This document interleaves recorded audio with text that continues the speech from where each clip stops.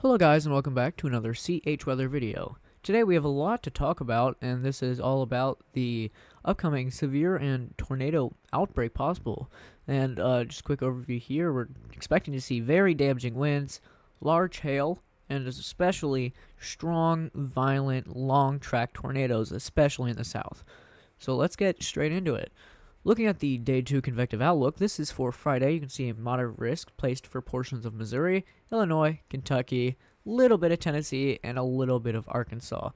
Now, what's driving this moderate risk is actually the wind threat here, which is a 45% chance of 50 knots or higher within 25 miles of a given point, and that's around 74 miles per hour.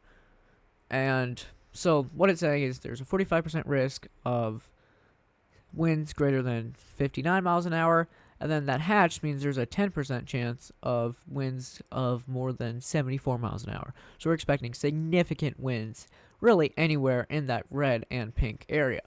Looking at the hail threat, there is a hail threat, and it is hatched, which means we have a 30% risk of seeing hail, and that 10% risk of possibly seeing hail of 2 inches or more. One concern about this is also the very, very large tornado risk, which is a 10%, which is hatched all along that 10% yellow area for tornadoes, which again means overall 10% risk of seeing a tornado, and then that 10% risk of seeing one greater than EF2, which is very bad. What we're expecting here is the Friday Day 2 convective system.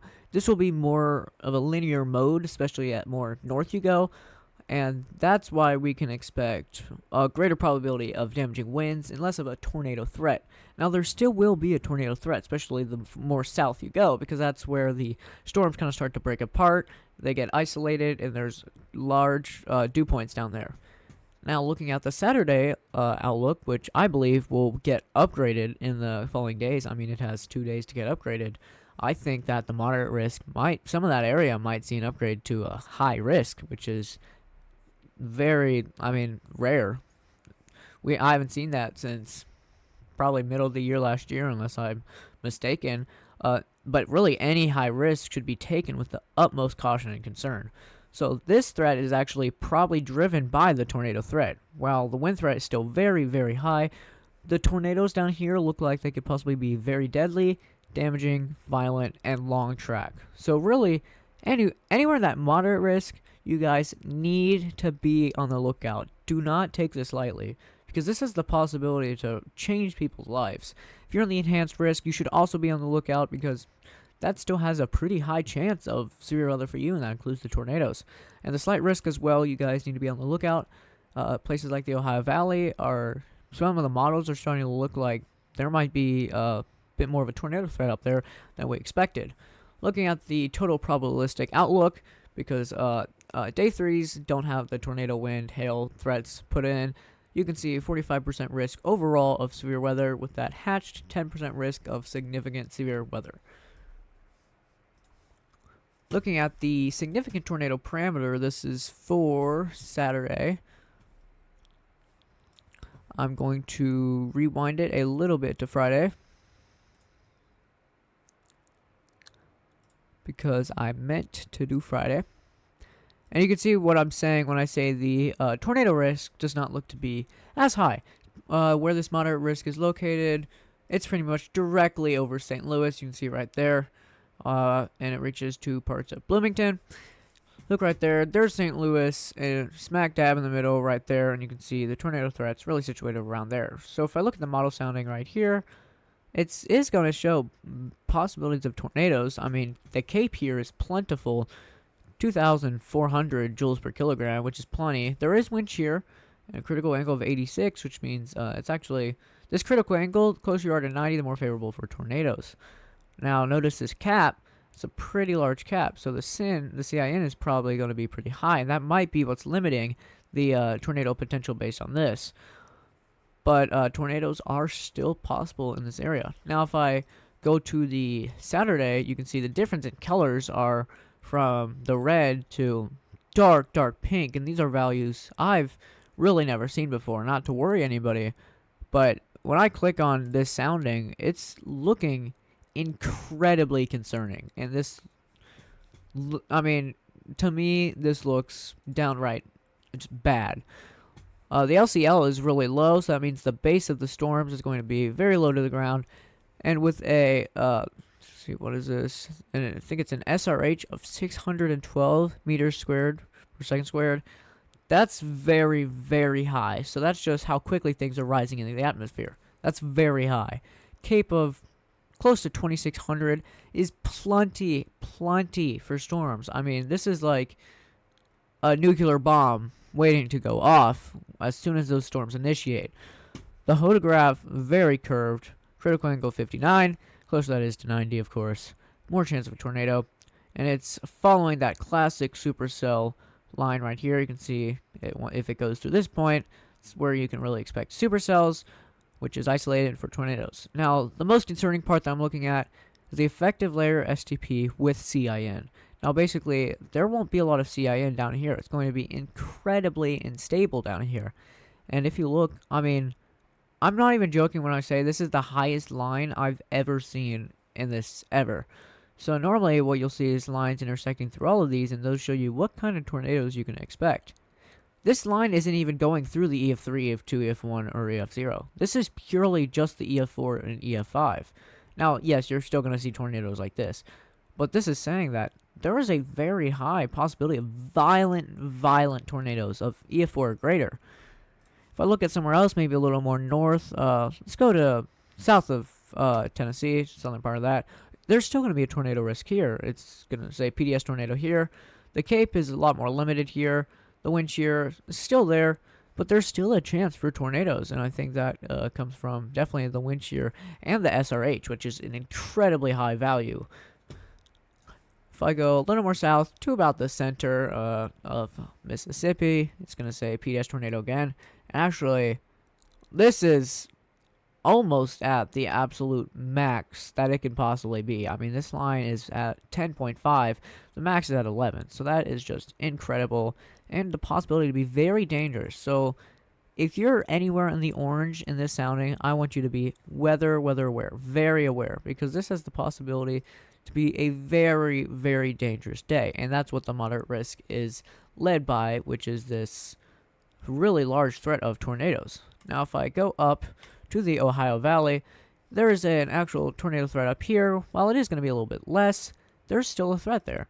So I know, looking at here, you can see that threat over Indianapolis. It continues to travel east.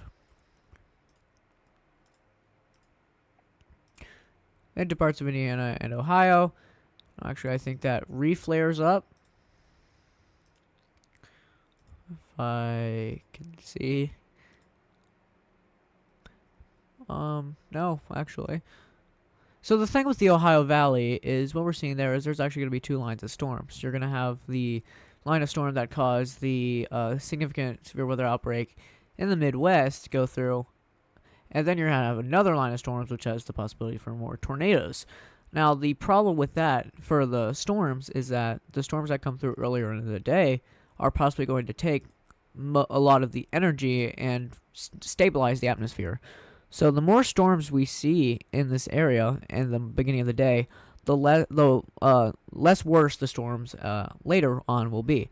But if we see less storms in the morning, the storms in the afternoon are going to be a lot worse. So this is a sounding in Indiana.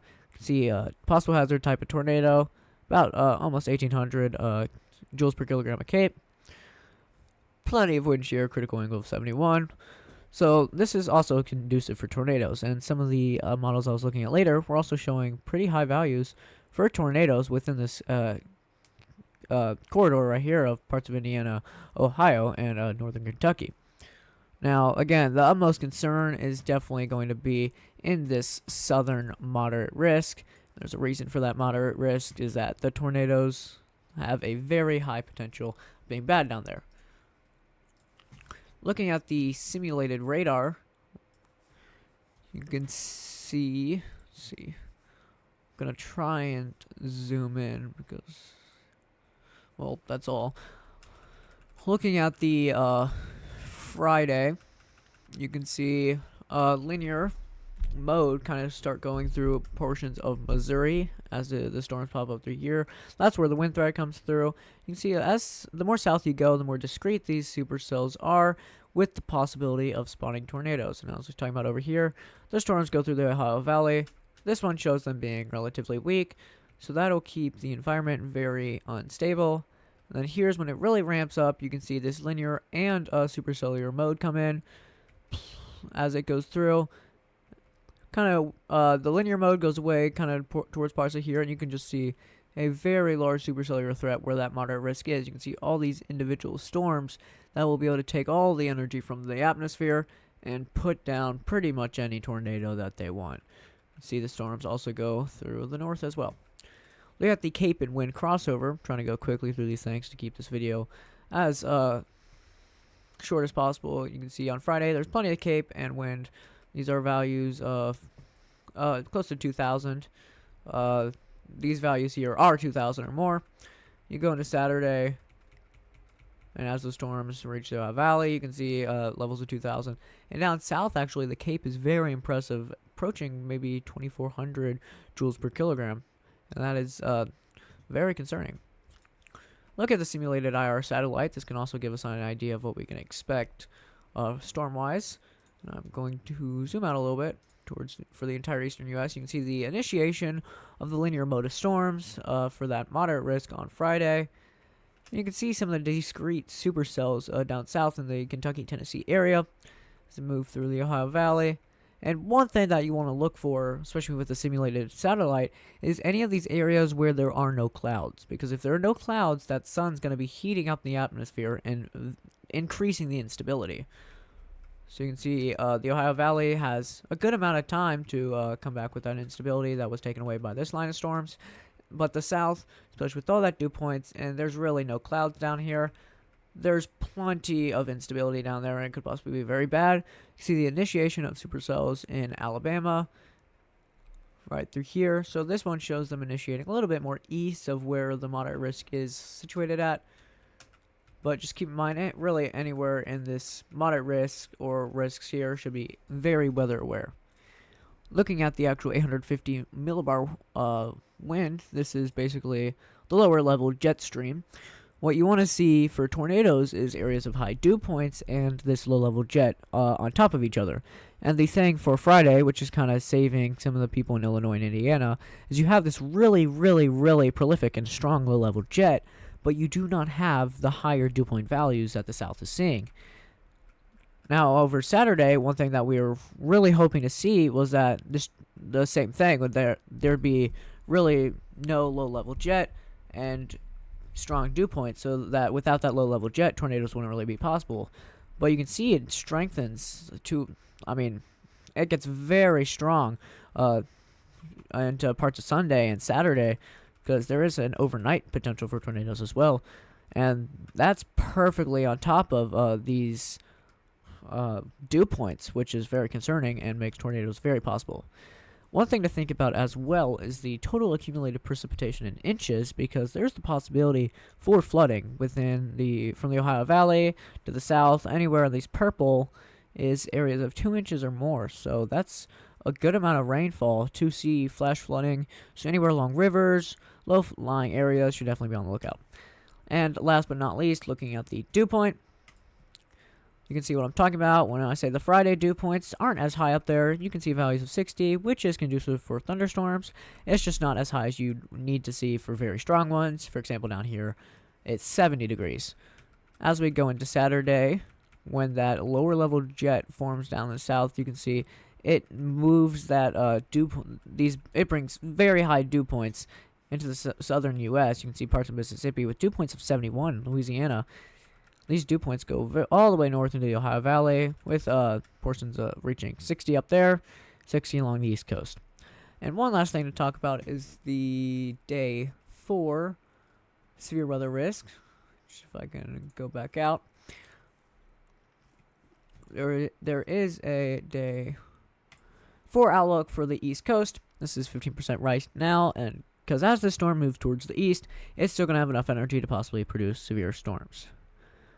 Okay, guys, well, that's all I have for you guys. If you want kind of an update on specifically where you are to look. I would be happy to answer your comments down below.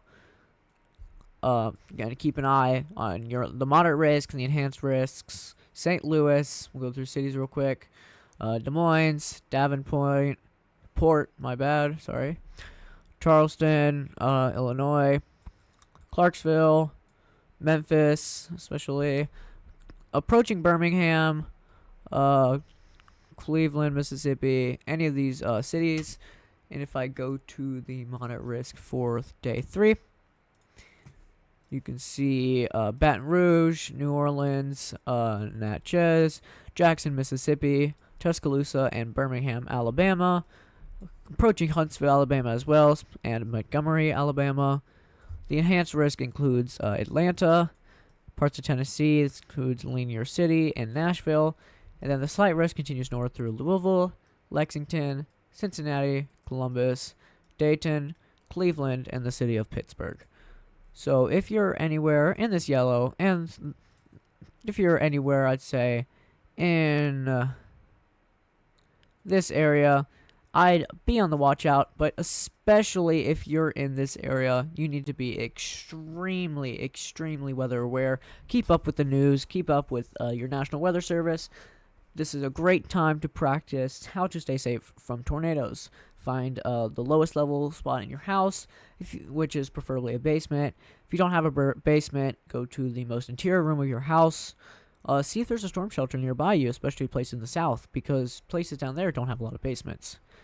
Well, thank you guys for watching. Please stay safe, stay weather aware. We'll try and continue to update you. Thank you for watching. Please share this video, like it, so this can be spread to other people so that they know what's coming as well. Bye-bye.